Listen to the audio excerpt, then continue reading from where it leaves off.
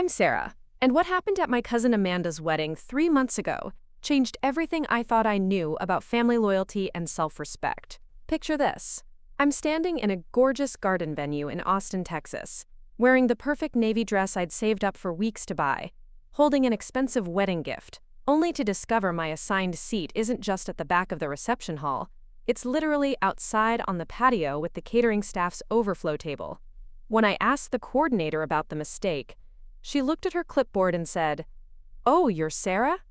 Yes, the bride specifically requested you be seated here, because the indoor tables are reserved for important family members. I stood there in shock as wedding guests filed past me into the elegant ballroom, and that's when everything I'd been tolerating from my family for years finally hit me like a freight train. Before we jump back in, tell us where you're tuning in from, and if this story touches you, make sure you're subscribed, because tomorrow I've saved something extra special for you. Growing up in Austin, Amanda and I were more like sisters than cousins. We're both 28 now, but back when we were kids living just 3 streets apart, we were absolutely inseparable. Our mothers, Lisa and Karen, are sisters who couldn't be more different if they tried. My mom Lisa worked double shifts as a nurse to support our family after my dad left when I was 12, while Aunt Karen married well and never had to worry about money a day in her life. Despite our different circumstances, Amanda and I found common ground in everything. We shared clothes, secrets, and dreams about our future. During summer breaks, I practically lived at her house, swimming in their pool and staying up late watching movies in her enormous bedroom that was bigger than our entire living room. Amanda was always the golden child in our extended family. Beautiful, charming, and blessed with the kind of natural confidence that made everyone gravitate toward her. I admired rather than resented this because she never made me feel less than. When kids at school teased me about my thrift store clothes, Amanda would show up the next day wearing something equally modest, claiming it was her new favorite style. When I couldn't afford to join the cheerleading squad because of the uniform costs, she quit too, saying she'd rather spend time with me anyway. These gestures meant everything to a girl whose own father had walked out because providing for his family became too inconvenient. Our bond remained strong through high school, even as our paths began diverging. Amanda effortlessly sailed through her classes while dating the quarterback and being crowned homecoming queen, while I worked part-time at a local coffee shop to help mom with bills and focused on maintaining good enough grades to earn a scholarship. The scholarship came through, thankfully, and I headed off to the University of Texas to study marketing while Amanda chose Southern Methodist University in Dallas, drawn by its prestigious reputation and active social scene. We promised to stay close despite the distance, and for the first 2 years of college we actually managed it. We'd text constantly, visit each other's campuses, and spend every holiday break catching up like no time had passed. The shift started subtly during our junior year. Amanda began dating guys from wealthy Dallas families, attending galas and charity events that existed in a world I couldn't even imagine. Meanwhile, I was working in the university's marketing department to pay for textbooks and living expenses, learning valuable skills but definitely not hobnobbing with society's elite.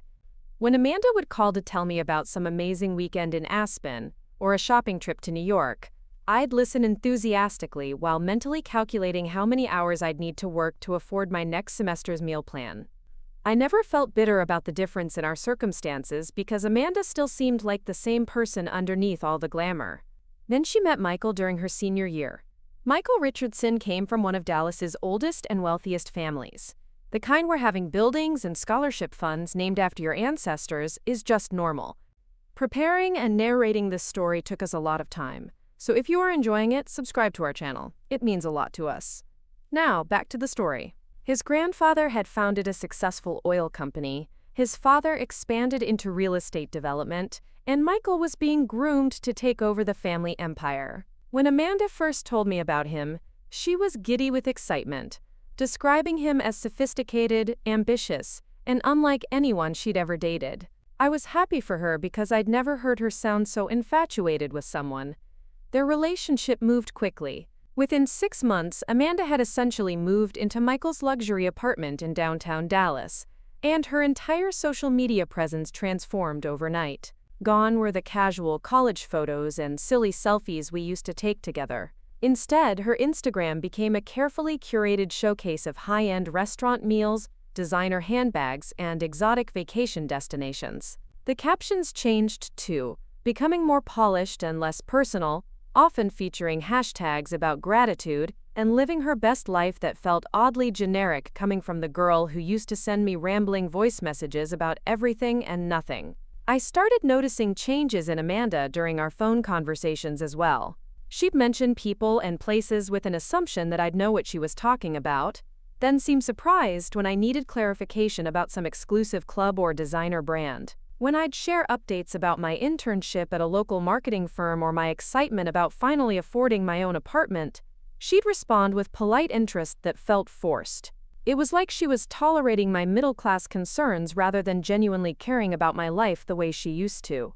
The engagement announcement came through social media rather than a personal call, which stung more than I wanted to admit. The photos were stunning.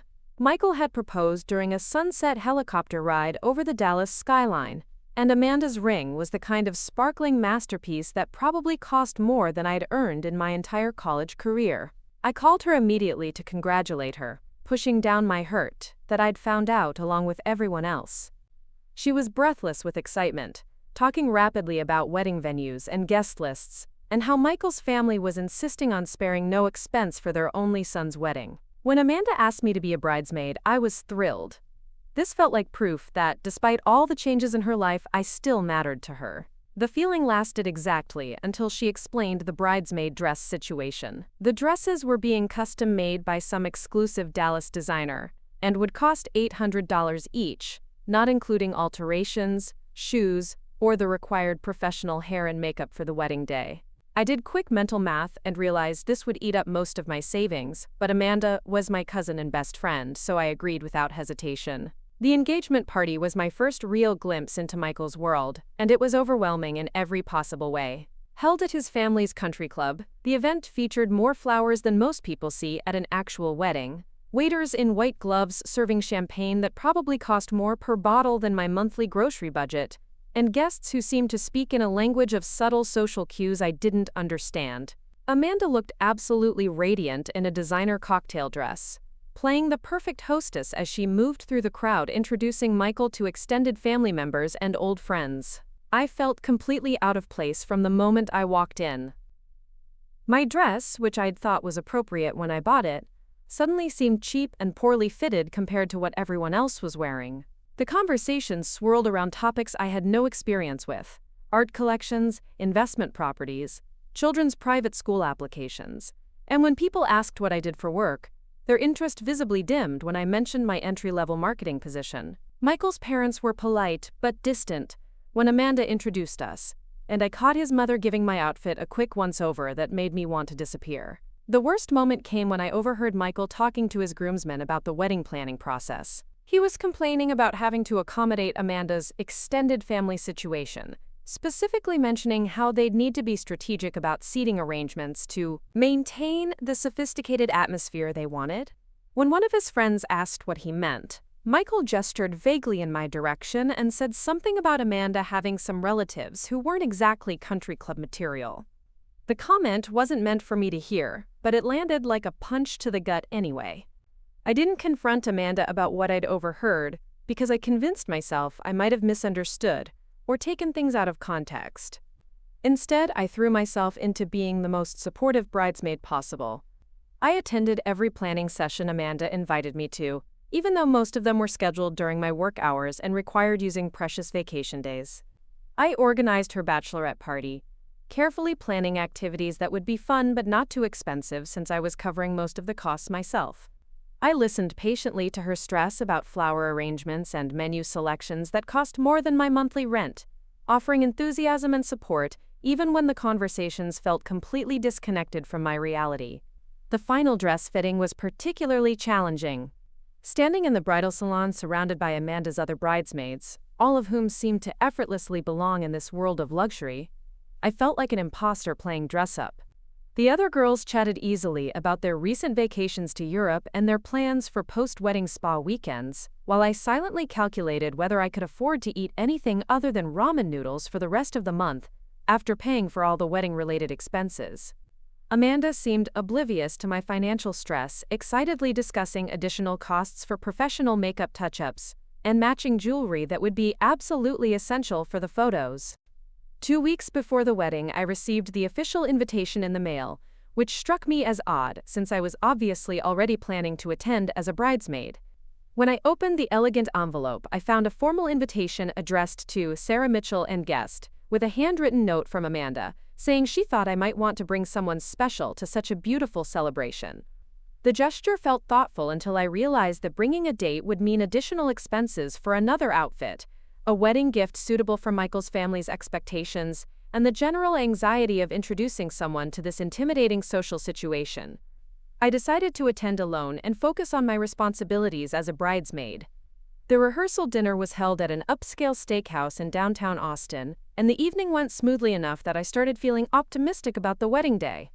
Amanda seemed relaxed and happy, Michael was charming when he wanted to be, and even his parents appeared to be warming up to the idea of their son marrying someone from a more modest background. I gave a heartfelt speech about Amanda and my shared childhood memories that seemed to genuinely move people, and several guests complimented me afterward on my words. For the first time in months, I felt like maybe I belonged in this celebration after all. The morning of the wedding dawned absolutely perfect, with clear skies and the kind of gentle breeze that makes outdoor ceremonies ideal. The venue was a stunning garden estate on the outskirts of Austin, with manicured lawns, blooming flower beds, and a gorgeous covered pavilion where the reception would be held. As bridesmaids, we arrived early to get ready in the bridal suite, and the atmosphere was festive and excited as professional hair and makeup artists transformed us into polished versions of ourselves. Amanda looked absolutely stunning in her custom gown, and watching her get ready brought back memories of playing dress-up in her childhood bedroom, dreaming about our future weddings. The ceremony itself was flawless. Amanda and Michael exchanged vows they'd written themselves under an archway of white roses, while a string quartet played softly in the background. I stood with the other bridesmaids, holding my bouquet and trying not to cry as I watched my cousin marry the man she loved. Whatever complications existed in their relationship or his family's attitude toward her background, it was clear that Amanda was genuinely happy in that moment, and that's all I wanted for her.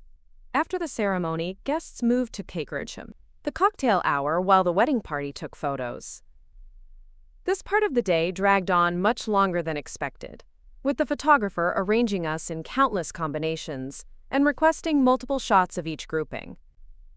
By the time we finished, the sun was starting to set, and I was eager to finally relax and enjoy the reception.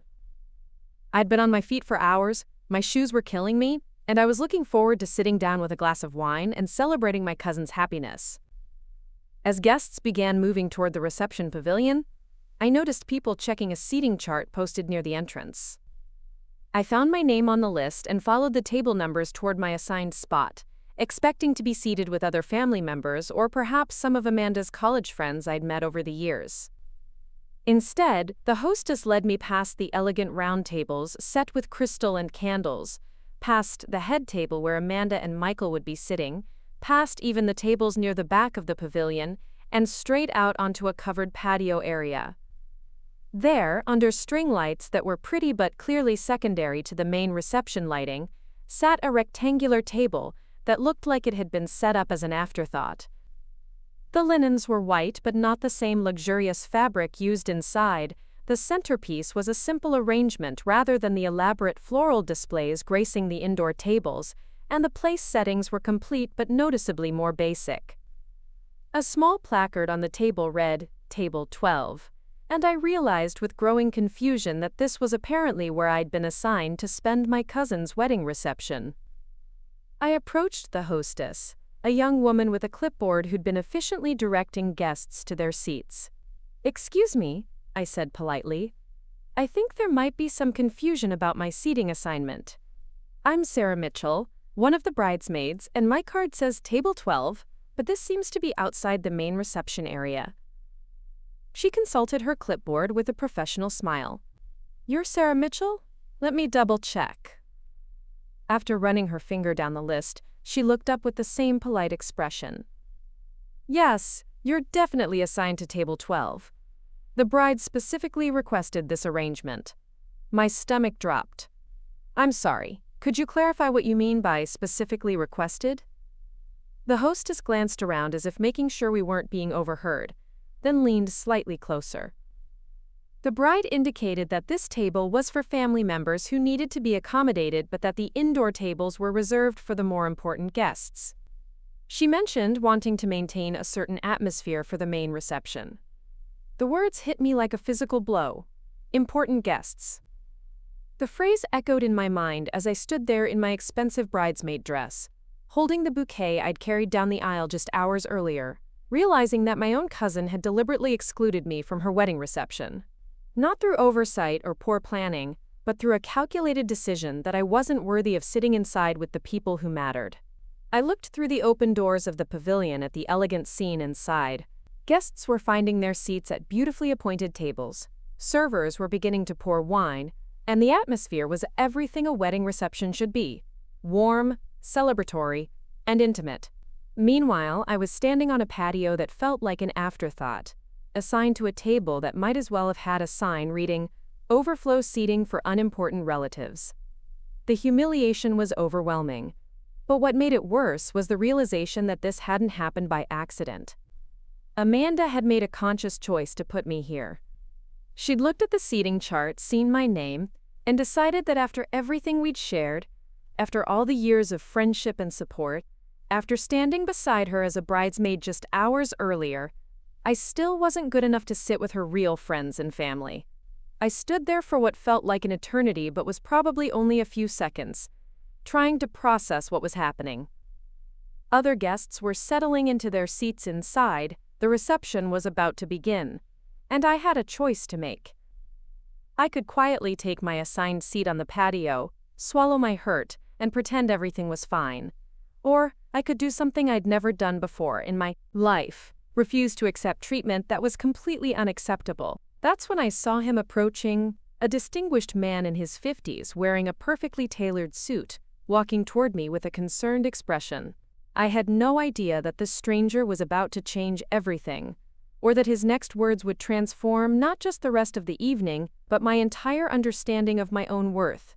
The man walking toward me had the kind of presence that immediately commanded attention without being flashy about it. His silver hair was perfectly styled, his suit was clearly expensive but understated, and something about his confident stride suggested he was someone accustomed to handling delicate situations.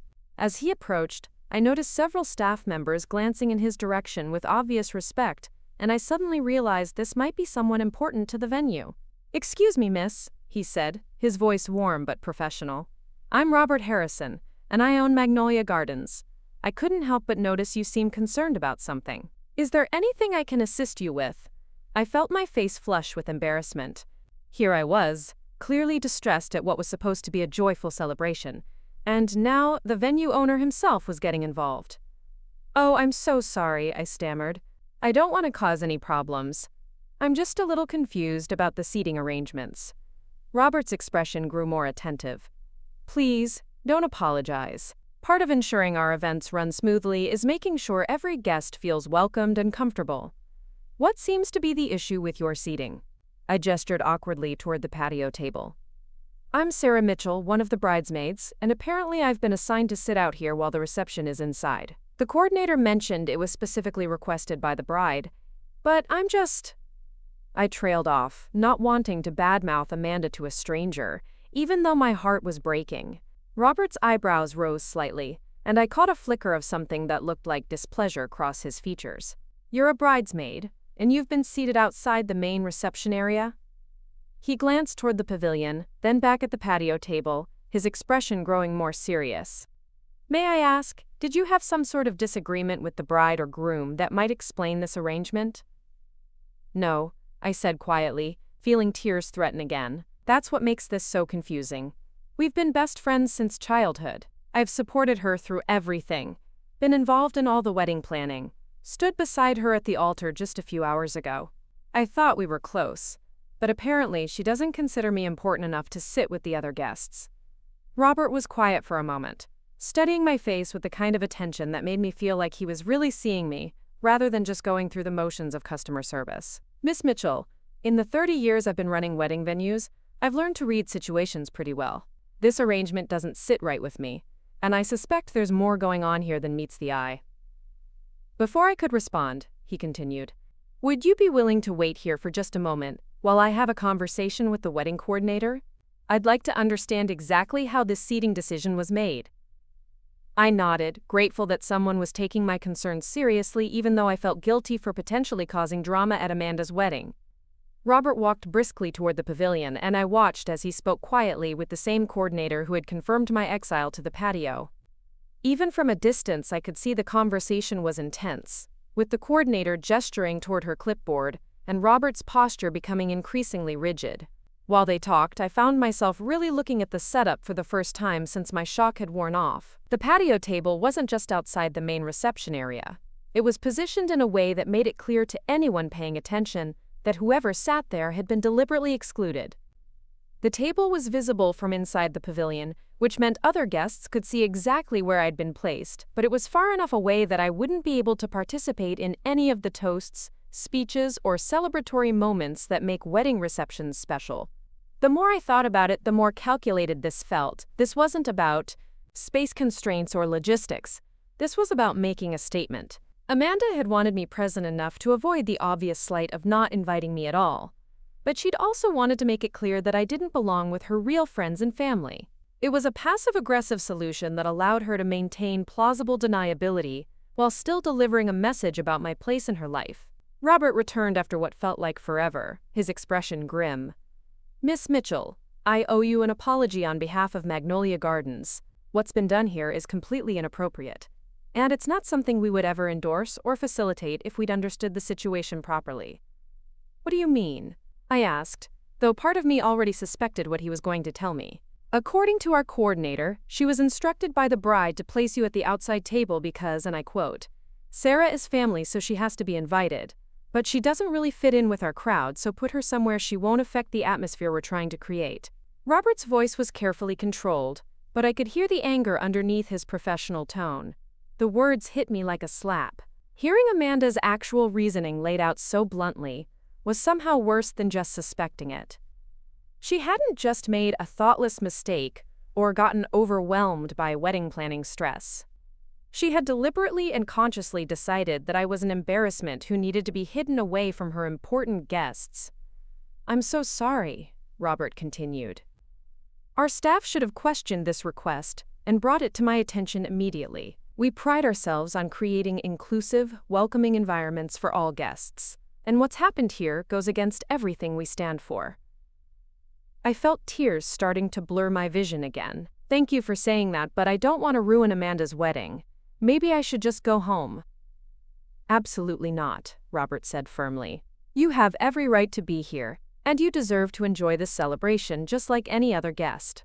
But I understand if the current situation has made that impossible. As we stood there talking, I became aware that other guests were starting to notice our conversation. I could see people inside the pavilion glancing our way, probably wondering why the venue owner was having such an intense discussion with someone seated outside the main reception. The attention made my embarrassment even worse, and I realized that staying for the reception was going to be torture regardless of where I ended up sitting. You know what? I said, making a decision that surprised even me. I think I am going to leave. Not because of anything you did wrong, but because I can't pretend to celebrate someone who clearly doesn't respect me enough to treat me with basic dignity. Robert nodded understandingly. That's completely reasonable, and again, I'm truly sorry you've been put in this position. But before you go, would you mind if I address this situation with the bride? What's happened here reflects poorly on our venue, and I want to make sure it doesn't happen to anyone else. I hesitated, knowing that any conversation between Robert and Amanda was likely to cause drama that would overshadow her wedding day. But then I thought about his words. What if this happened to someone else? What if Amanda's casual cruelty toward me was just the beginning of a pattern that would hurt other people down the line? If you think it's important, I said finally, but please don't mention that I asked you to talk to her. I don't want her to think I'm trying to sabotage her wedding. Of course, Robert assured me. This conversation will be framed as a venue policy issue, not a personal complaint from you. As Robert headed back toward the pavilion to find Amanda, I walked to my car to retrieve the wedding gift I'd brought. It was a beautiful crystal vase from Amanda's registry, something I'd saved for weeks to afford, but giving it to her now felt hollow. Instead of representing my love and support for her new marriage, it would just be another obligation fulfilled, another box checked in the elaborate performance that our relationship had apparently become. I was placing the gift on the present table when I heard raised voices coming from near the bridal suite. Through the partially open French doors, I could see Amanda's silhouette gesticulating wildly while Robert stood calmly with his hands clasped behind his back. I couldn't make out the specific words, but Amanda's tone was defensive and increasingly agitated, while Robert's responses were measured and firm. The conversation seemed to go on forever, and I found myself torn between wanting to escape before anyone noticed I was leaving and a morbid curiosity about what was being said. Other guests were definitely starting to notice the commotion, with several bridesmaids and family members gathering near the bridal suite area, clearly concerned about whatever crisis was unfolding. Finally, Robert emerged from the bridal suite, his expression neutral but his posture suggesting the conversation hadn't gone well. He walked directly to where I was standing by my car, and I could see Amanda following behind him, her face flushed and her carefully styled hair slightly disheveled. "Sarah!"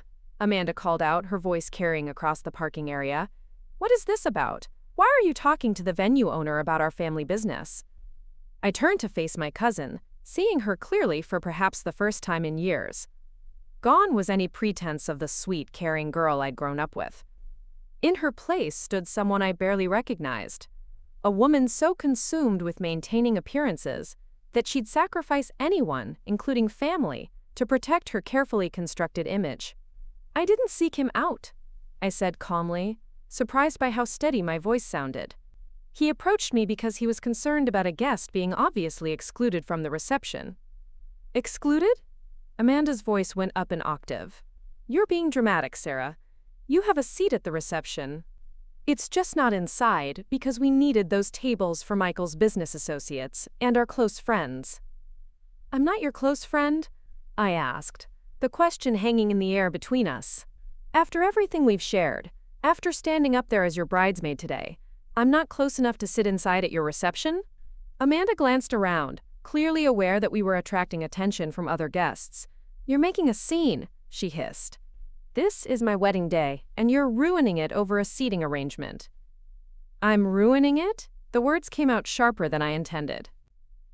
"Amanda, you deliberately had me seated outside like some kind of second-class relative because you were embarrassed by me.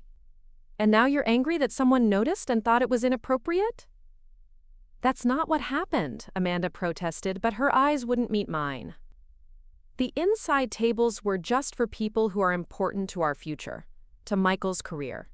You understand, right? It's nothing personal." The casual cruelty of her words was breathtaking. Nothing personal. As if deliberately humiliating someone you claim to love could ever be anything but personal. "Actually, Amanda, it's entirely personal," I said, feeling a strange sense of calm descending over me, "and what's personal is that you've become someone I don't recognize. Someone who cares more about impressing people than treating family with basic respect." Robert, who had been standing quietly nearby, stepped forward. "Mrs. Richardson," he said, addressing Amanda by her new married name, "I want to be clear that Magnolia Gardens does not endorse or facilitate the deliberate exclusion of any guest, regardless of the reason. What happened here today was inappropriate, and it's not something we'll allow to happen again at future events." Amanda's face went white, then red. "How dare you lecture me about my own wedding? I'm the client here, and I should be able to seat my guests however I want." "Within reason, yes," Robert replied evenly. "But not when it involves obviously discriminatory treatment that reflects poorly on our venue and our values. I've been in this business for 3 decades, and I've never seen a bride deliberately humiliate a family member the way you've humiliated your cousin today." The bluntness of his statement seemed to shock Amanda into momentary silence. I could see wedding guests gathering at a respectful distance, clearly aware that some kind of confrontation was happening but not wanting to get too close. Michael appeared from the pavilion, his expression confused and annoyed as he approached our group. "What's going on out here?" Michael demanded, looking between Amanda and Robert with obvious irritation. "People are asking where the bride is, and I find you out here arguing in the parking lot?" "Your wife made some inappropriate seating decisions that we're addressing," Robert said simply. Michael's expression hardened as he looked at me. "This is about Sarah? Amanda told me there might be some family drama today. Look, I'm sure whatever seating issue you have can be worked out, but this really isn't the time or place for family therapy." The dismissiveness in his tone was the final straw. Here was my cousin's new husband, someone I'd been nothing but polite and supportive toward, despite his obvious disdain for my background. Reducing my legitimate hurt to family drama that was inconveniently interrupting his perfect wedding day. "You're absolutely right, Michael," I said, my voice carrying clearly across the parking area. "This isn't the time or place for me to try to salvage a relationship with people who obviously don't value me. So I'm removing myself from the situation entirely." I turned to Robert, who was watching the entire exchange with obvious disapproval. "Thank you for standing up for what's right, even when it was uncomfortable. That means more to me than you know." Then I looked at Amanda one last time. "I hope your marriage is everything you dreamed of, and I hope the people you chose to prioritize over family prove to be worth the sacrifice you made today." I started walking toward my car, each step feeling lighter despite the heaviness in my chest.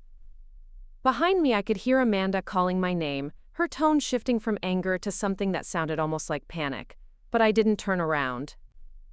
For the first time in our relationship, I was choosing my own dignity over her comfort, and it felt simultaneously terrifying and liberating. As I reached my car, I heard footsteps hurrying across the gravel behind me. I turned to see Robert approaching, slightly out of breath.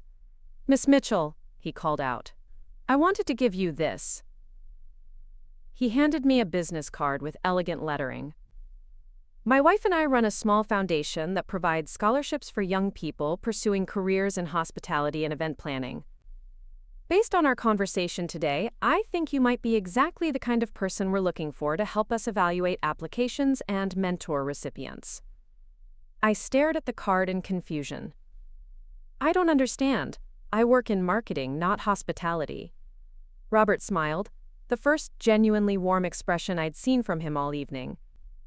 "Miss Mitchell, in the last hour I've watched you handle an incredibly difficult and humiliating situation, with more grace and dignity than most people could manage. You didn't lash out, you didn't try to ruin anyone else's evening, and you maintained your composure even when you had every right to be furious. Those are exactly the qualities we look for in the young people we support." He glanced back toward the pavilion, where I could see Amanda and Michael in what appeared to be a heated discussion. Sometimes the people who handle adversity with the most class are the ones who've had to develop that strength through difficult experiences. I suspect you might understand what it's like to feel overlooked or undervalued, which would make you an excellent mentor for others facing similar challenges. The unexpected kindness of his offer brought tears to my eyes again, but this time they weren't tears of humiliation. "Thank you," I managed. "That's incredibly generous, and I'd love to learn more about it." "Wonderful," Robert said. "Give me a call next week, and we'll set up a time to talk properly. For now, go home, take care of yourself, and remember that how people treat others says everything about them and nothing about you." As I drove away from Magnolia Gardens, I could see the reception continuing through the pavilion windows. The party looked beautiful and elegant, exactly what Amanda had envisioned for her perfect wedding day. But I also knew that my absence would be noticed, that people would ask questions about why one of the bridesmaids had left early, and that Amanda would have to come up with explanations that wouldn't reflect well on her. The drive home gave me time to process what had just happened. In the span of a few hours, I'd gone from excited bridesmaid to humiliated outcast to someone walking away from a toxic relationship with her head held high.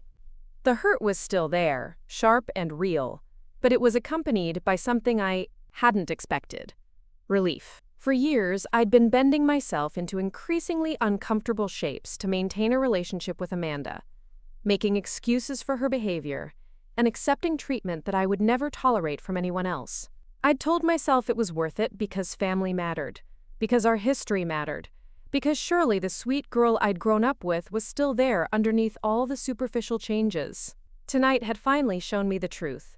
That girl was gone, replaced by someone whose values were so different from mine that we might as well have been strangers. And while losing that relationship hurt terribly, staying in it had been hurting me even more. Back at my apartment, I carefully hung up my bridesmaid dress, knowing I'd probably never wear it again. The expensive fabric seemed to mock me now, a reminder of how much I'd spent to participate in my own humiliation. But as I changed into comfortable clothes and poured myself a glass of wine, I found myself thinking about Robert's unexpected offer and the possibility that something good might come from this painful experience. My phone had been buzzing with messages throughout the drive home, but I'd ignored them while processing everything that had happened. Now I finally looked at the notifications, finding texts from several family members who had apparently witnessed at least part of the confrontation and wanted to know if I was okay. My cousin David, Amanda's younger brother, had sent a particularly long message. "Sarah, I saw what happened tonight and I'm so sorry. I had no idea Amanda was planning to do that to you. Mom and Dad are furious when they found out about the seating thing. Just wanted you to know that not everyone in the family thinks what she did was okay." Reading his message brought fresh tears, but these were different from the ones I'd cried earlier. These were tears of gratitude for family members who still knew the difference between right and wrong, who wouldn't excuse cruel behavior just because it came from someone they loved. There were also several messages from other guests who had witnessed the parking lot confrontation, most expressing support and confusion about what had led to such a dramatic scene. Apparently, Amanda's perfect wedding day had ended up being remembered for all the wrong reasons, which should have made me feel vindicated but instead just made me sad. The last message was from Jessica, my best friend since college, who had been invited to the wedding but had to miss it due to a work commitment. "Just heard from 3 different people about what went down tonight. Are you okay? Coming over with wine and chocolate in 20 minutes." True to her word, Jessica arrived at my door exactly 20 minutes later, carrying a bottle of my favorite wine and a box of expensive chocolates, ready to hear the whole story and provide whatever support I needed. As I recounted the evening's events, I watched her expression shift from confusion to outrage to something that looked like pride.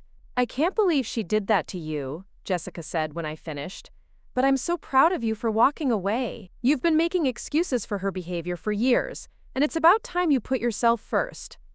"I keep thinking I should feel more upset about ending the relationship," I admitted. "But mostly I just feel exhausted.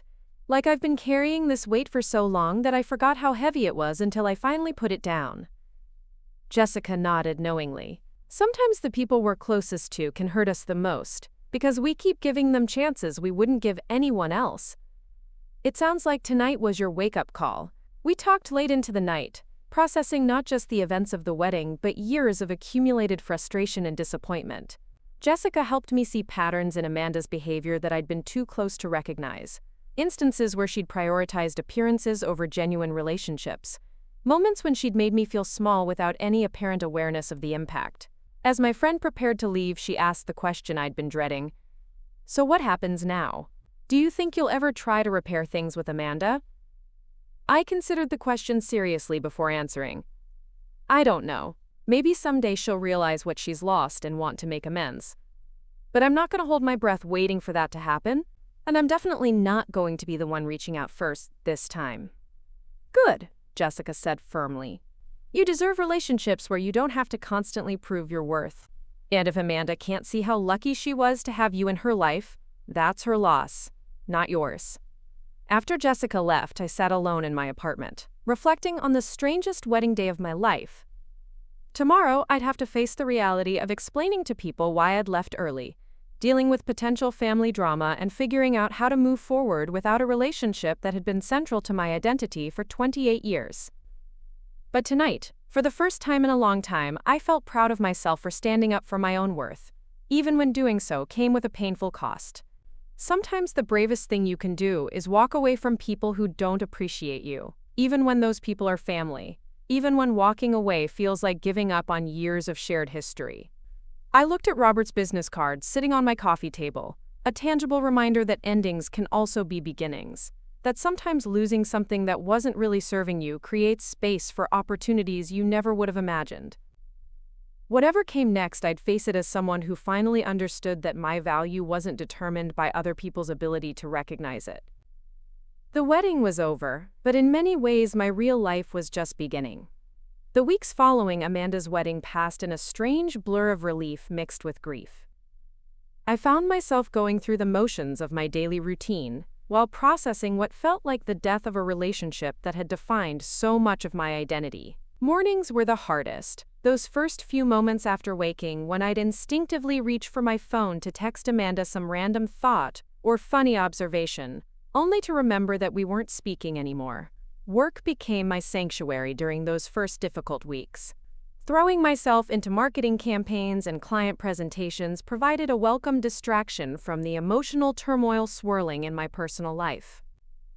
My colleagues noticed I seemed more focused than usual, staying late to perfect projects that would normally have been fine with minimal effort. What they didn't realize was that keeping busy was the only way I could avoid dwelling on the hollow ache where my closest family relationship used to be. The fallout from the wedding spread through our extended family faster than I'd anticipated. Aunt Karen called 3 days after the ceremony, her voice tight, with a mixture of embarrassment and defensive anger that made our conversation feel like walking through a minefield. She'd clearly heard some version of events from Amanda, though it was obvious the story had been carefully edited to minimize Amanda's role in creating the situation. "Sarah, honey, I heard there was some confusion at the wedding," Aunt Karen began, her tone suggesting she was choosing her words very carefully. "Amanda mentioned you were upset about the seating arrangements, but I'm sure it was just a misunderstanding. You know how stressful wedding planning can be." I listened to her careful explanation of how overwhelmed Amanda had been, how many details had to be managed, how Michael's family had specific expectations that created complications for everyone involved. The subtext was clear. I was expected to be understanding, to make allowances for the stress Amanda had been under, to accept that hurt feelings were an unfortunate but inevitable consequence of such a complex event. "It wasn't a misunderstanding, Aunt Karen," I said quietly. "Amanda deliberately had me seated outside the reception because she told the venue coordinator that I didn't fit in with their crowd and might affect the atmosphere they wanted to create." The silence on the other end of the line stretched so long I wondered if the call had dropped. When Aunt Karen finally spoke again, her voice had lost its careful diplomacy and taken on a sharper edge. "Well, I'm sure she didn't mean it the way it sounded," she said, though she sounded less certain than before. "Amanda loves you, Sarah. You two have just grown apart a bit as you've gotten older and chosen different paths.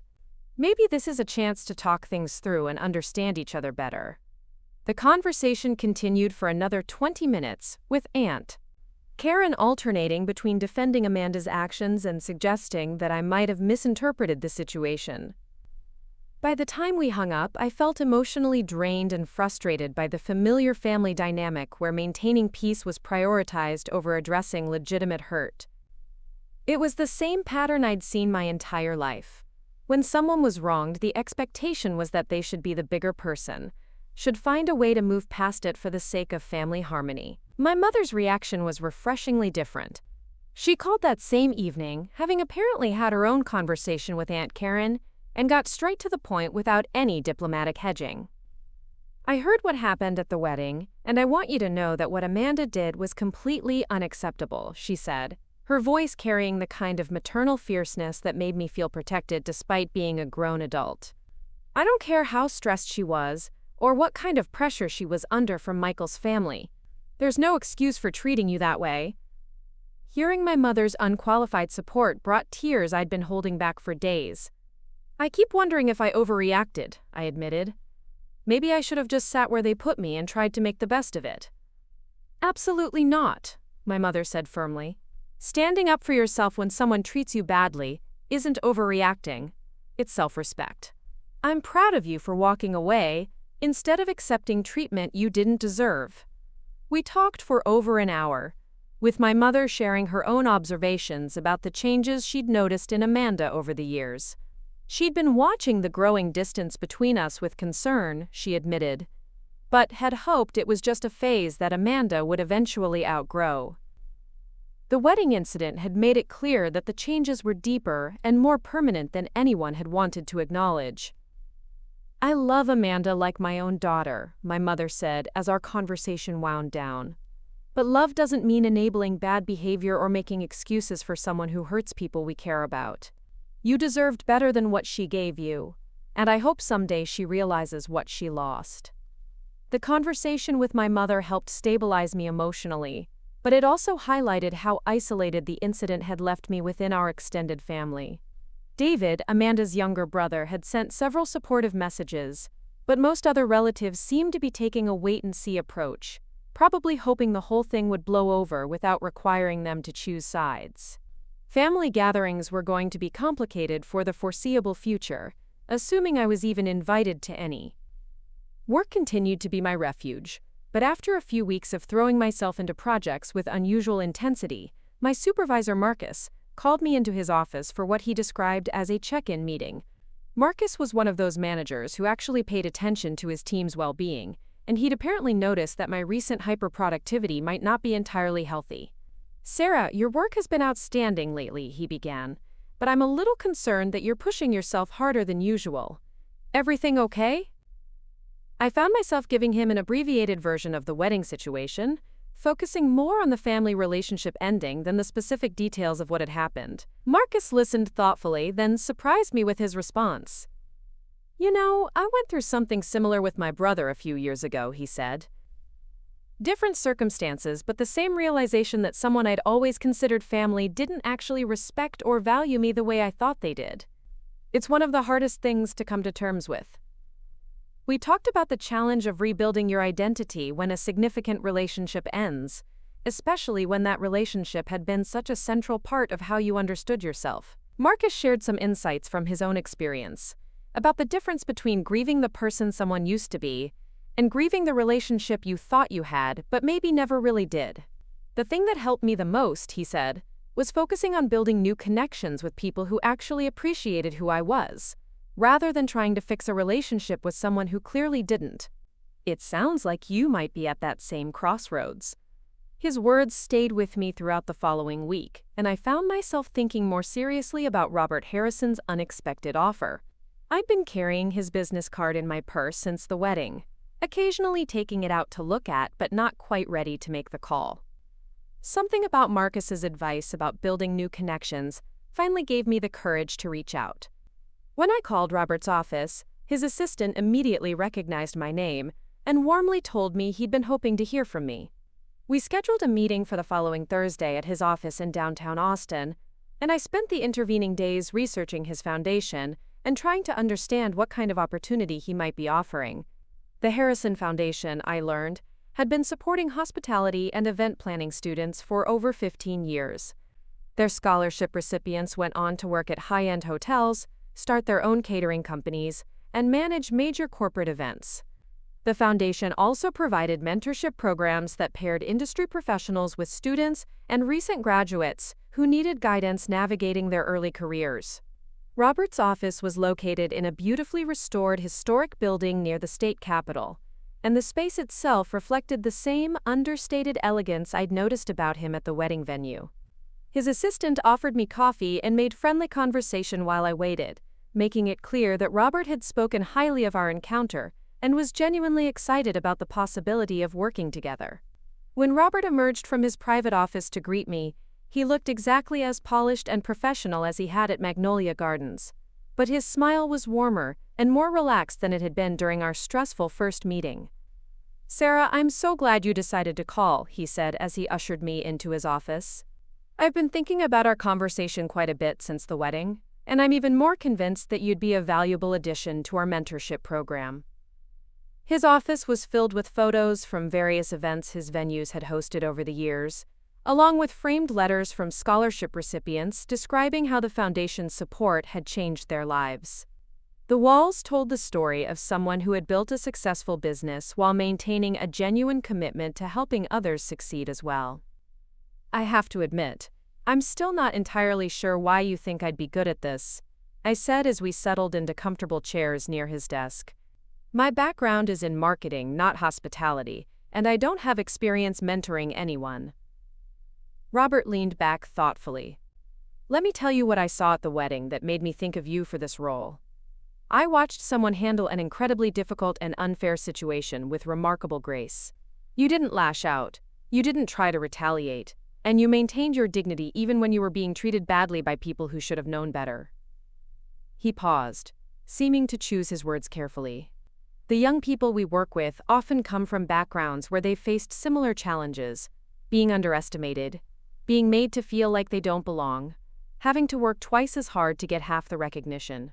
They need mentors who understand what that feels like and can help them navigate those situations with the kind of strength and grace you demonstrated. As he spoke, I began to understand what he was offering. This wasn't just about providing career guidance to hospitality students. It was about helping young people develop the resilience and self-confidence they'd need to succeed in industries where social connections and networking often mattered as much as technical skills. Our mentors meet with their mentees monthly, either in person or virtually, Robert explained. We also host quarterly workshops where mentors and mentees come together for professional development sessions. The time commitment is manageable for working professionals, but the impact can be significant for young people who are just starting their careers. He showed me profiles of several current scholarship recipients, young men and women from diverse backgrounds, who were studying everything from hotel management to wedding planning to restaurant operations. Many of them were first-generation college students, others were career changers looking to break into hospitality later in life, and some were immigrants working to establish themselves in a new country. The common thread, Robert said, is that they're all extremely motivated, but often lack the social connections or industry knowledge that can make the difference between struggling and thriving. That's where our mentors come in. As I read through the profiles, I found myself genuinely excited about the possibility of working with these students. Their stories reminded me of my own experience working multiple jobs to pay for college, of feeling out of place in social situations where everyone else seemed to have advantages I didn't, of having to prove myself over and over again in ways that others took for granted. I'd love to try this, I told Robert, surprised by how certain I felt about the decision. It sounds like exactly the kind of meaningful work I've been looking for without realizing it. Robert's face lit up with genuine pleasure. Wonderful. Let me introduce you to Maria Gonzalez, our program coordinator. She'll handle the logistics of matching you with a mentee and getting you oriented to our process. Maria turned out to be a warm, efficient woman in her 40s who had worked in event planning for 20 years before joining the foundation. She explained that they were particularly looking for mentors who could work with students interested in corporate events and marketing-related aspects of hospitality, which made my background a perfect fit. We have a young woman named Elena Rodriguez who I think you'd work well with, Maria said, showing me a photo of a bright-eyed girl who looked to be in her early 20s. She's a junior at UT studying hospitality management with a focus on corporate event planning. She's incredibly talented and hardworking, but she's struggling with some of the networking and professional relationship aspects of the field. Reading Elena's background, I felt an immediate connection. She was the first in her family to attend college, worked 20 hours a week to help pay for school, and had dreams of eventually starting her own event planning company. She was exactly the kind of person I would have wanted as a mentor when I was struggling to figure out how to succeed in a professional world that often felt foreign and intimidating. When can I meet her? I asked, already feeling invested in Elena's success. How about next week? Maria suggested. We usually like to have initial meetings here at the office, just to provide a comfortable, neutral environment for everyone to get acquainted. As I left Robert's office that afternoon, I felt more energized and purposeful than I had in weeks. The meeting had reminded me that there were ways to channel my recent experiences into something positive, opportunities to help other people avoid some of the challenges I'd faced, or at least handle them with more confidence than I'd managed at their age. The drive home gave me time to reflect on how much my perspective had shifted since the wedding. 3 weeks ago, I'd been focused entirely on the loss of my relationship with Amanda, on the hurt and betrayal I felt, on the family dynamics that had been disrupted. Now I was thinking about new possibilities, about ways to use my experience to benefit others, about building connections based on mutual respect and shared values, rather than obligation in history. That evening, I called my mother to tell her about the mentorship opportunity. She listened with obvious pride and excitement, asking thoughtful questions about the foundation and the students I'd be working with. "This sounds perfect for you," she said when I finished describing the program. "You've always been someone who cares about helping others succeed, and now you'll have a way to do that on a regular basis." "It feels good to have something positive to focus on," I admitted. I was starting to worry that I was dwelling too much on the Amanda situation. "Honey, it's normal to need time to process the end of such an important relationship," my mother said gently. "But I'm glad you're finding ways to move forward that feel meaningful to you. That's how you know you're healing." Over the weekend, I found myself researching event planning trends and industry challenges, wanting to be as helpful as possible to Elena when we met. The more I learned about the field, the more interested I became in the business side of hospitality and events.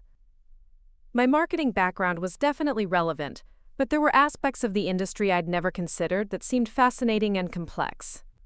I also spent time thinking about my own early career experiences, trying to identify the moments when I'd felt most lost or uncertain, the times when a mentor's guidance would have made a significant difference. There had been so many situations where I'd had to figure things out through trial and error, making mistakes that could have been avoided with better guidance. The memory that stood out most clearly was from my first job out of college, when I'd been invited to a client dinner at an upscale restaurant and had no idea how to navigate the social and professional expectations of such an event. I'd been terrified of using the wrong fork, ordering something too expensive, or saying something that would embarrass my company. A more experienced colleague had noticed my nervousness and quietly talked me through the etiquette basics, but I could have saved myself a lot of anxiety with earlier preparation.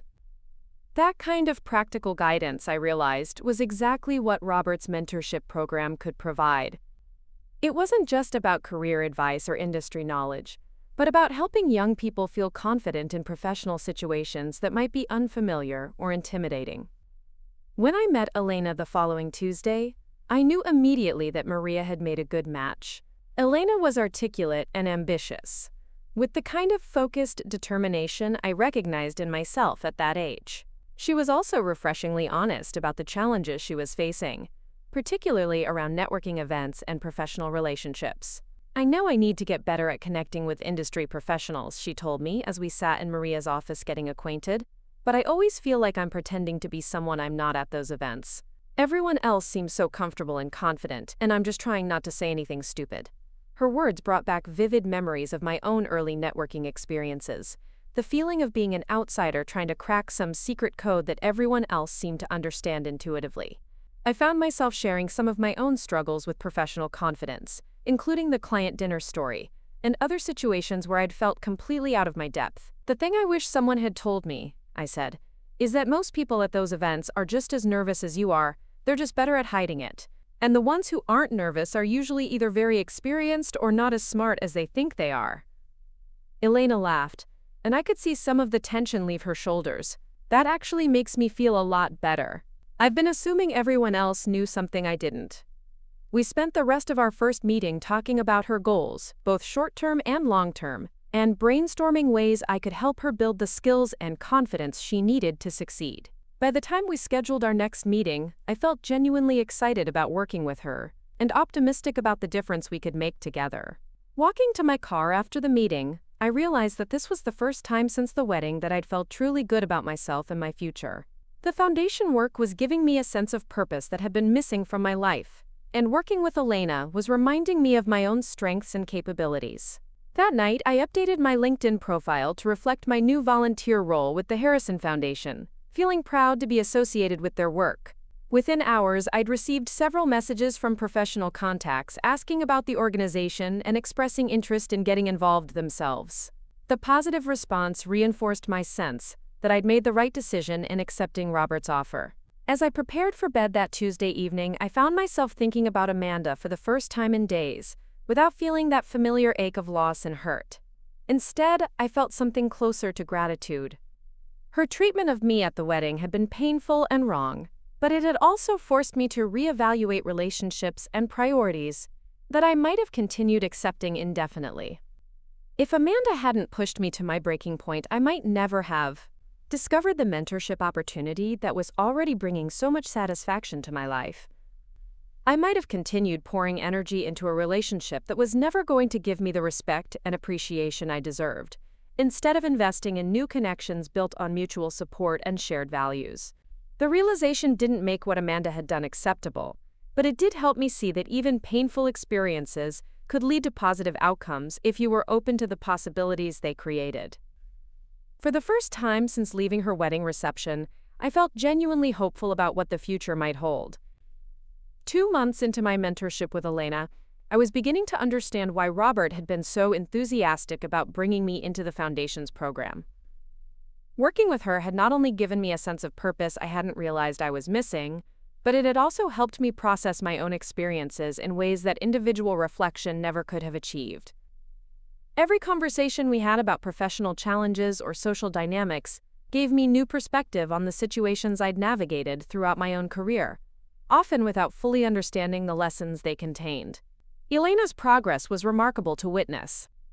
The nervous, uncertain young woman I'd met in Maria's office had transformed into someone who spoke with confidence about her goals and approached networking events with strategic thinking rather than anxiety. During our most recent meeting, she'd excitedly described landing an internship with one of Austin's premier event planning companies, a position she'd pursued with the kind of focused determination that reminded me why I enjoyed working with ambitious young people.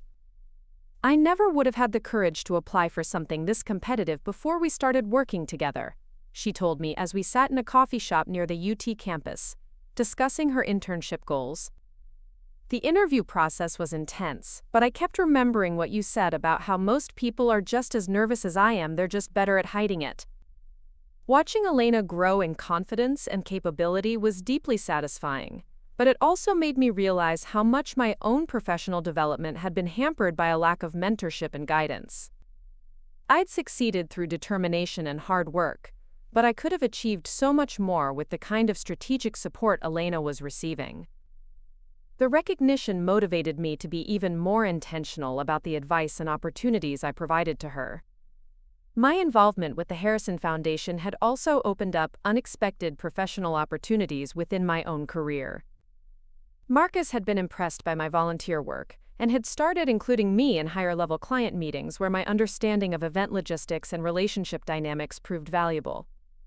The marketing firm was expanding into corporate event planning services, and my foundation work had given me credibility and insights that made me the natural choice to lead that initiative. "I've been watching how you approach the mentorship work," Marcus told me during my quarterly performance review, "and it's clear you have a real talent for understanding what people need and helping them develop strategies to get there. That's exactly the kind of thinking we need as we expand our service offerings." The promotion that came with the new role included a significant salary increase and the opportunity to build a team focused specifically on corporate events and experiential marketing. For the first time in my career, I felt like I was being recognized not just for my ability to execute tasks well, but for my strategic thinking and leadership potential. The timing felt particularly meaningful given how much I'd been questioning my own worth and capabilities in the aftermath of Amanda's treatment. Building the new team gave me the chance to hire Elena as a part-time consultant while she finished her degree, creating a professional relationship that extended our mentoring connection in exciting ways. She brought fresh perspectives and energy to our corporate event projects, while I provided the business experience and client relationship skills she was still developing. The collaboration was proving beneficial for both of us and was setting Elena up for a strong full-time position when she graduated.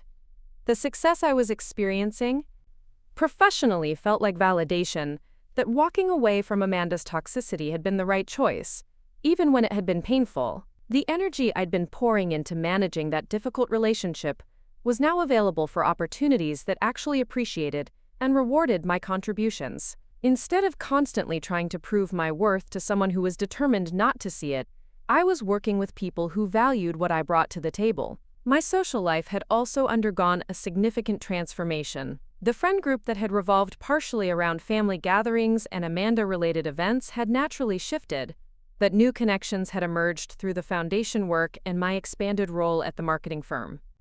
I joined a professional organization for event planners and marketers, where I'd met several women who shared similar career interests and life experiences.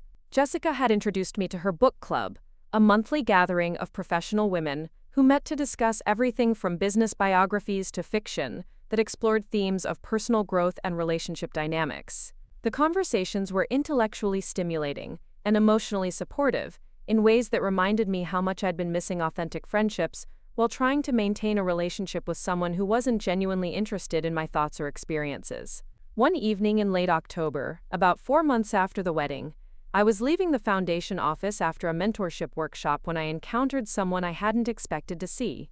David, Amanda's younger brother, was sitting in his car in the parking lot, apparently waiting for me to emerge from the building. The sight of him brought an immediate wave of complicated emotions: relief that he'd reached out, anxiety about what news he might bring, and curiosity about what had prompted him to seek me out. "Sarah," he called as I approached my car, rolling down his window with an expression that looked equal parts nervous and determined. "Do you have a few minutes to talk? I know this is probably weird, showing up here like this, but I really need to speak with you." I walked over to his car, my heart racing slightly as I tried to prepare myself for whatever conversation was about to unfold. David had always been the most reasonable member of Amanda's immediate family, the one person who seemed to maintain perspective even when family dynamics got complicated. If he'd sought me out, it probably meant something significant had happened. "Of course we can talk," I said, settling into the passenger seat of his car. "How did you know I'd be here?" "I called your office, and your assistant mentioned you volunteer with some foundation," he explained. "I looked it up online and figured this was probably where you'd be on a Thursday evening." "I hope that's not too stalker-ish." David looked older than I remembered from the wedding, with stress lines around his eyes that suggested he'd been dealing with more pressure than usual. As Amanda's only sibling and someone who'd always been close to their parents, he often found himself in the middle of family conflicts, trying to mediate between strong personalities and competing interests. "I wanted to talk to you about Amanda," he continued, confirming my suspicion about the reason for his visit. "Things have been getting pretty complicated since the wedding, and I think you deserve to know what's been happening." I braced myself for whatever he was about to tell me, though I wasn't sure whether I wanted to hear about Amanda's life or whether learning about her current situation would help or hurt my healing process. The curiosity won out over the caution. "Is she okay?"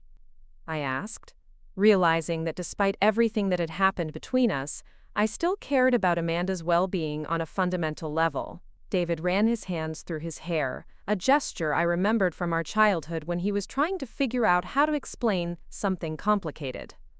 "Physically, she's fine. Emotionally and financially, things are more challenging. Michael's family has been putting a lot of pressure on both of them since the wedding, and it's causing problems in their marriage." He went on to explain that the Richardsons had very specific expectations about how Amanda should integrate into their social circle. Expectations that included distancing herself from family members who didn't meet their standards of sophistication and success.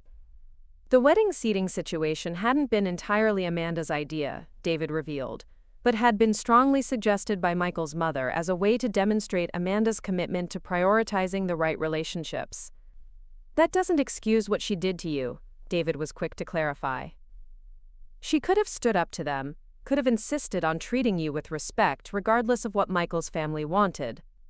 But I think she was so desperate to be accepted by them that she convinced herself it was necessary." The information provided context for Amanda's behavior without making it acceptable. Understanding that she'd been under pressure from her new in-laws helped explain some of her choices, but it also highlighted how much she'd been willing to sacrifice for the approval of people who demanded that she reject her own family. "How is she handling the pressure?" I asked, genuinely concerned despite my anger about how she'd treated me. David's expression grew more troubled. "Not well. Michael's family has opinions about everything: where they should live, how Amanda should dress, which charities she should support, even which friends are appropriate for her to maintain. She's trying to meet all their expectations, but it's changing her in ways that are hard to watch." He described recent family gatherings where Amanda had seemed like a stranger, speaking in carefully modulated tones about topics that clearly didn't interest her, avoiding conversations about anything that might reveal her more modest background. The spontaneous, laughter-filled cousin I'd grown up with had been replaced by someone who seemed to be constantly performing for an invisible audience. The worst part, David continued, is that no matter how much she changes herself to please them, it's never enough. They still make subtle comments about her family background, still treat her like she's lucky to be included, rather than like she's a valued family member. As he spoke, I found myself feeling a complicated mixture of vindication and sadness. Vindication because the behavior I'd experienced at the wedding was clearly part of a larger pattern of Amanda allowing the Richardsons to dictate her values and priorities. Sadness because it sounded like Amanda was trapped in a dynamic that was just as damaging to her as it had been to me. "Why are you telling me this?" I asked, though I suspected I already knew the answer. David looked uncomfortable, shifting in his seat as he struggled to find the right words. "Because I think she's starting to realize what she's lost. She asks about you sometimes, in roundabout ways. She saw on social media that you're working with some foundation now, and she seems curious about what you're doing." The revelation that Amanda was monitoring my social media activity surprised me. I'd assumed she'd moved on completely, focused entirely on her new life with Michael and his family. Learning that she was still aware of my activities and apparently interested in my well-being created an opening for reconciliation that I wasn't sure I was ready to navigate. "Has she said anything about wanting to repair our relationship?" I asked carefully. "Not directly," David admitted, "but I think she's too proud and too embarrassed to reach out first. She knows she treated you badly, and she's probably assuming you want nothing to do with her." We sat in silence for a few minutes, both of us processing the complexity of the situation. I found myself thinking about the Elena and the other young people I was mentoring, about the conversations we'd had about toxic relationships, and the importance of setting boundaries. The advice I would give to any of them was clear. You can't help someone who isn't ready to acknowledge they need help, and you shouldn't sacrifice your own well-being trying to rescue someone from consequences they've chosen. "I appreciate you telling me all this," I said finally, "but I'm not sure what you want me to do with the information. If Amanda wants to talk to me, she knows how to reach me. I'm not going to be the one to initiate contact after what happened." David nodded, looking like he'd expected that response. "I understand, and I think you're right to protect yourself. I just wanted you to know that the situation is more complicated than it appeared at the wedding, and that Amanda might be more open to acknowledging her mistakes than she seemed at the time." As our conversation wound down, David asked about my work with the foundation, seeming genuinely interested in learning about the mentorship program and the students I was working with. His questions reminded me of why I'd always liked him. He had the ability to show authentic curiosity about other people's experiences and accomplishments without making it about himself. "It sounds like you found something really meaningful," he said as I prepared to get back into my own car. "I'm glad you didn't let what happened with Amanda stop you from pursuing new opportunities." Driving home from that unexpected encounter, I felt emotionally unsettled in ways I hadn't anticipated.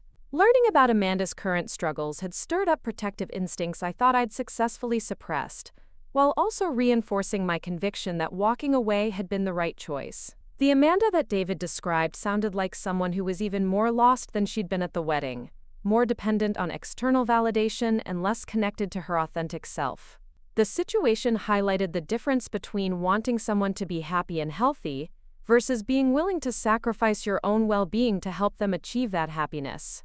I could hope that Amanda would eventually find her way back to the person she used to be, could wish her success in navigating the challenging dynamics of her new family, without taking responsibility for facilitating that growth or making myself available to be heard again in the process. That weekend, I attended a foundation gala celebrating the achievements of scholarship recipients and volunteers. Elena was there as my guest, radiant in a professional dress we'd picked out together, confidently networking with industry professionals who would have intimidated her just months earlier. Watching her work the room with genuine interest and strategic thinking made me proud of how far she'd come and reminded me of why the mentorship work was so fulfilling. Robert Harrison gave a speech that evening about the Foundation's mission to create opportunities for young people who might otherwise be overlooked or underestimated. As he spoke about the importance of recognizing potential in unexpected places and providing support for people willing to work hard for their dreams, I thought about my own journey from the humiliated bridesmaid at Amanda's wedding to someone who is making a genuine difference in other people's lives. Success isn't just about individual achievement, Robert said in his closing remarks. It's about lifting others up as you climb, about creating pathways for people who are coming behind you. The young people we support today will be the mentors and leaders of tomorrow, continuing the cycle of opportunity and growth. His words resonated deeply with me, capturing exactly what I'd discovered about the satisfaction that came from investing in other people's success. The foundation work had given me a sense of purpose that I'd never found in just advancing my own career, a feeling of contributing to something larger than my personal goals and ambitions. After the gala, Elena and I went for late-night coffee to debrief the evening and discuss the connections she'd made. She was buzzing with excitement about a conversation she'd had with a hotel executive who had expressed interest in hiring her for their corporate events team after graduation. "I can't believe how different I feel at these events now," she told me as we settled into a quiet corner booth. "6 months ago, I would have spent the whole evening hiding in the bathroom or standing against the wall, hoping no one would notice me. Tonight I actually enjoyed meeting new people and talking about my goals."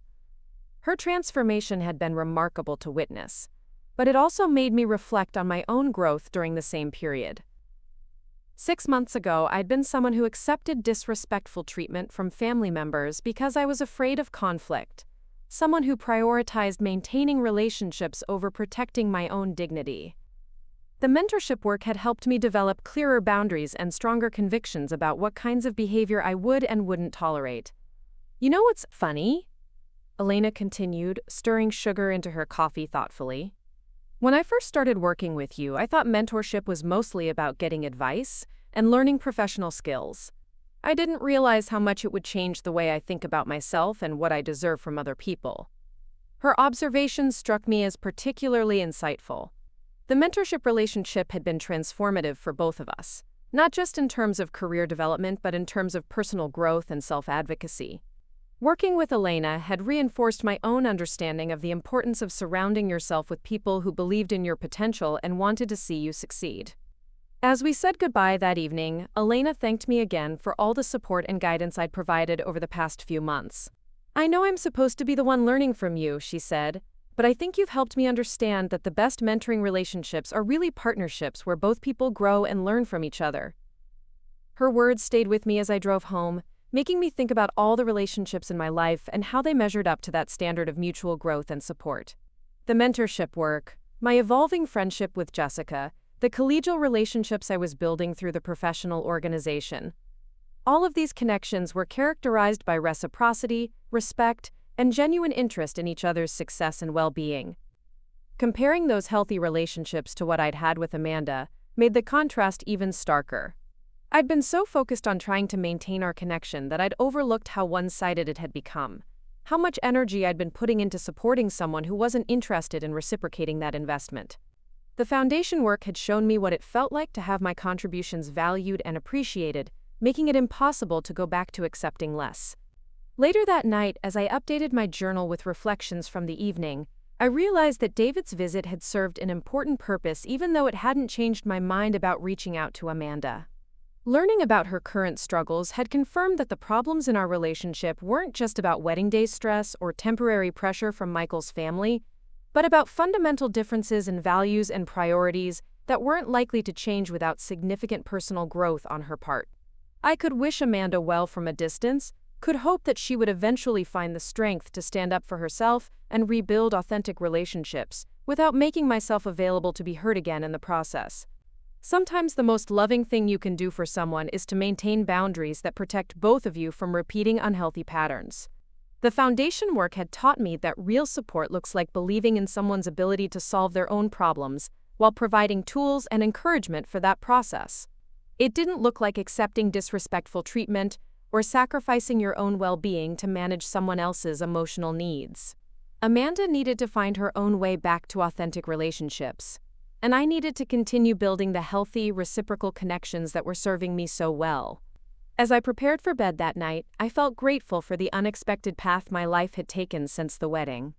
What had started as one of the most humiliating experiences of my life had led to opportunities for growth and service that I never could have imagined. Sometimes the most painful endings create space for the most meaningful beginnings. 8 months after Amanda's wedding, I was rushing through the lobby of the Four Seasons Hotel, where my company was coordinating a major corporate conference, when I nearly collided with someone stepping out of the elevator. The apology was already forming on my lips when I looked up and found myself face to face with Amanda herself. She looked thinner than I remembered, her designer outfit impeccable as always but somehow less vibrant, and there was something fragile in her expression that caught me off guard. "Sarah," she said, her voice carrying a mixture of surprise and something that sounded almost like relief. "I didn't expect to see you here." The moment felt surreal, standing in this elegant hotel lobby surrounded by the organized chaos of event coordination, while facing someone who had once been the most important person in my life. Amanda's eyes moved over my professional attire and the conference credentials hanging around my neck, taking in details that suggested my life had changed significantly since our last encounter. "I'm managing an event here," I explained, keeping my tone neutral but not unkind. "Corporate marketing conference for tech companies. What brings you downtown?" Amanda gestured vaguely toward the hotel restaurant. "Meeting with Michael's business partner and his wife. One of those networking lunches that never seems to end." She paused, seeming to struggle with something before continuing. "You look really good, Sarah, happy." "Different." The observation hung between us, loaded with implications neither of us seemed ready to address directly. I could see people from my team moving purposefully through the lobby, coordinating vendors and managing the dozens of details that would make tomorrow's conference successful. Elena caught my eye from across the room, giving me a thumbs up about something she'd just resolved with the catering staff. "Thank you," I said simply. "I've been focusing on work that feels meaningful to me. It's made a difference." Amanda's gaze followed mine to Elena, who was confidently directing a team of audiovisual technicians with the kind of professional authority that would have seemed impossible when I first met her. "Is that one of the students you mentor? David mentioned you were doing something with a foundation." The fact that Amanda had been talking to David about me suggested she'd been more aware of my activities than I'd realized. It also meant she probably knew about my professional success and the satisfaction I'd found in the mentorship work. Information that made this encounter feel less accidental than it might have appeared. "Elena's actually working for my company now," I said with obvious pride. "She started as an intern through the mentorship program and proved herself so quickly that we hired her full-time. She's incredibly talented." Amanda watched Elena coordinate with vendors and hotel staff, her expression thoughtful. "She looks so confident. You must be a good mentor." The compliment felt genuine, which surprised me given the tension that had characterized our last conversation. There was something different about Amanda's demeanor, a subdued quality that suggested the past 8 months had brought challenges that had perhaps given her new perspective on relationships and priorities. "I should get back to work," I said, though I found myself hesitating instead of immediately walking away. "The conference starts tomorrow morning, and there are still details to finalize." "Of course," Amanda said quickly. "I don't want to keep you." She paused, seeming to wrestle with whether to say something more. "Sarah, I know this probably isn't the right time or place, but I've been wanting to talk to you. About the wedding, about how I treated you.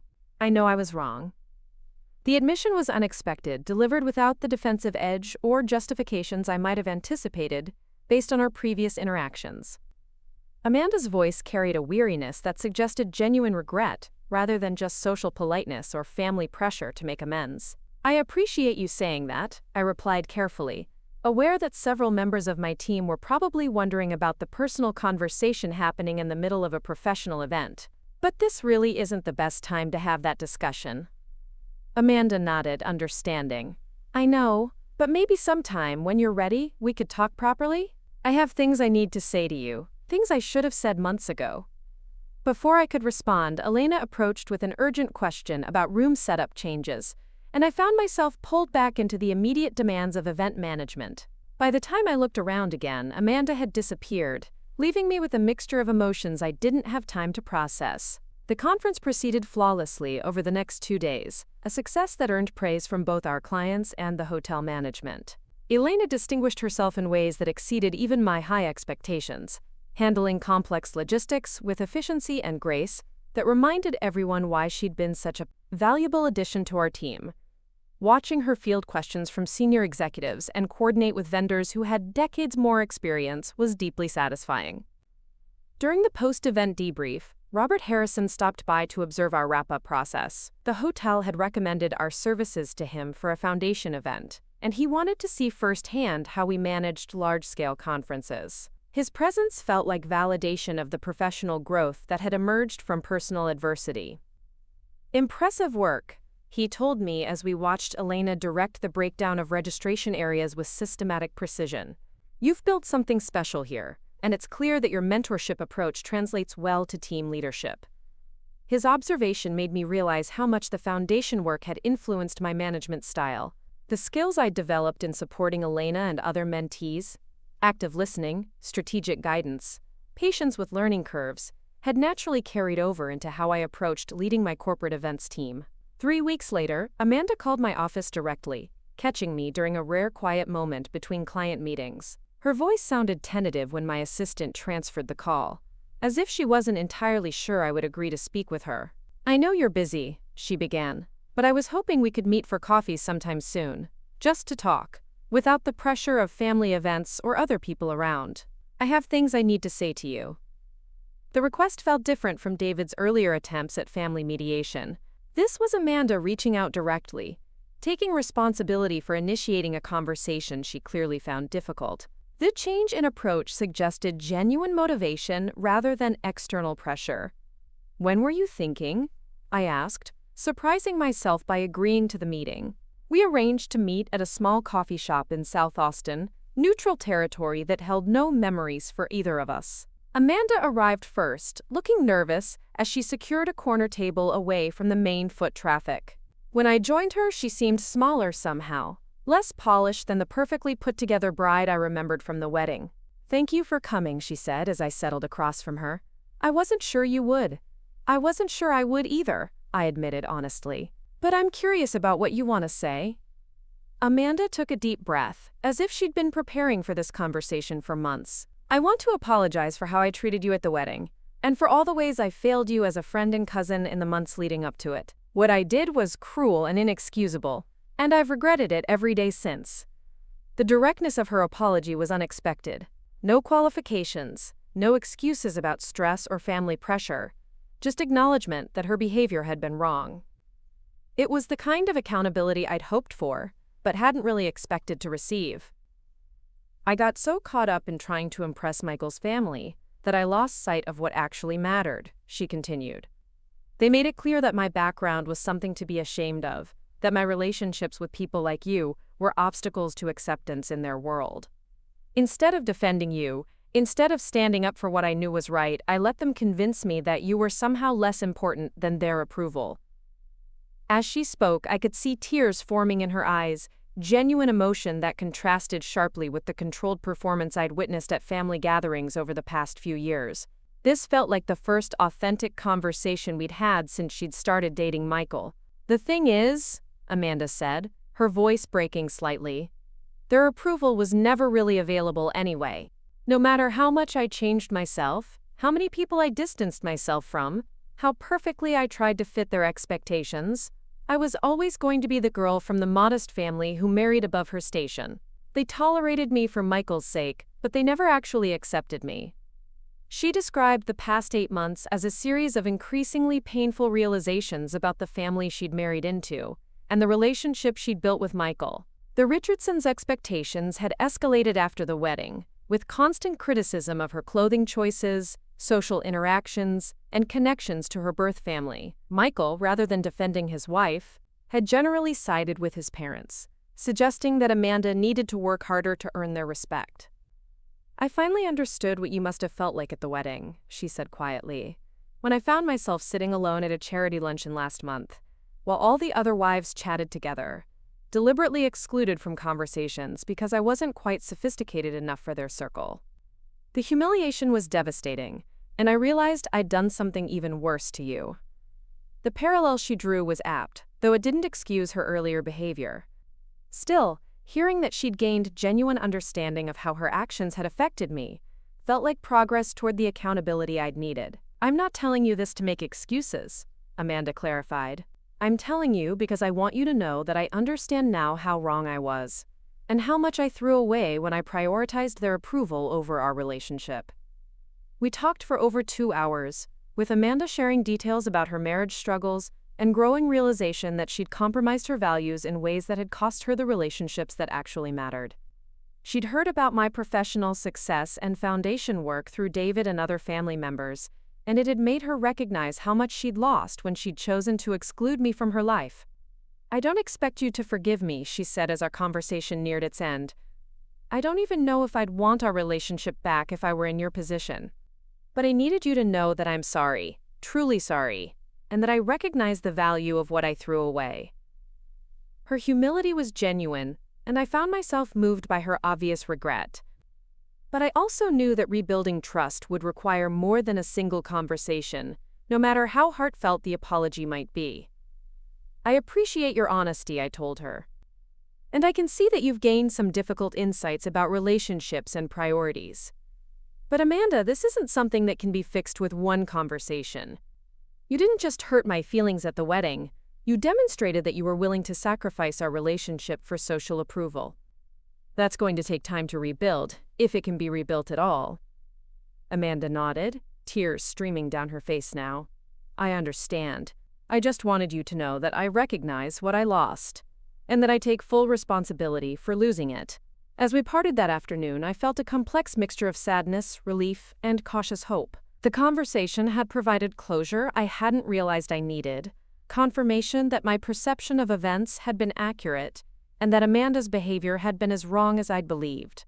It had also shown me someone who seemed genuinely changed by difficult experiences, someone who might eventually be capable of the kind of authentic relationship I valued. Whether that meant our friendship could be restored remained to be seen. Trust, once broken, requires consistent demonstration of changed behavior over time. But for the first time since the wedding, I felt like reconciliation might be possible if Amanda continued the personal growth she'd clearly begun. The Foundation Gala that spring featured Elena as a keynote speaker, sharing her story of transformation from uncertain student to confident professional. Watching her address a room full of industry leaders and foundation supporters, I felt overwhelming pride in how far we'd both come since that first nervous meeting in Maria's office. "Mentorship isn't just about career guidance," Elena told the audience. "It's about learning to value yourself enough to surround yourself with people who believe in your potential and want to see you succeed. Sometimes the most important lesson isn't what to pursue, but what relationships to leave behind when they no longer serve your growth." Her words resonated throughout the room, but they particularly struck me as a perfect summary of the journey that had brought us both to this moment. The painful end of my relationship with Amanda had created space for connections that enriched my life in ways I never could have imagined. The foundation work had given me purpose, professional growth, and genuine friendships built on mutual respect and support. As the evening concluded, Robert approached with news that the foundation board had voted to offer me a position as Director of Mentor Development, a role that would allow me to expand the program while maintaining my corporate events work. The opportunity felt like the perfect integration of my professional skills and personal passions. Driving home that night, I reflected on how dramatically my life had changed since Amanda's wedding. What had started as one of the most humiliating experiences of my life had led to opportunities for growth, service, and authentic relationships that exceeded anything I'd previously known. The pain of losing a relationship I'd valued had taught me to recognize and insist upon the respect and reciprocity that characterize healthy connections. Amanda and I had exchanged occasional texts since our coffee shop conversation, careful messages that suggested she was continuing to work on the personal growth that reconciliation would require.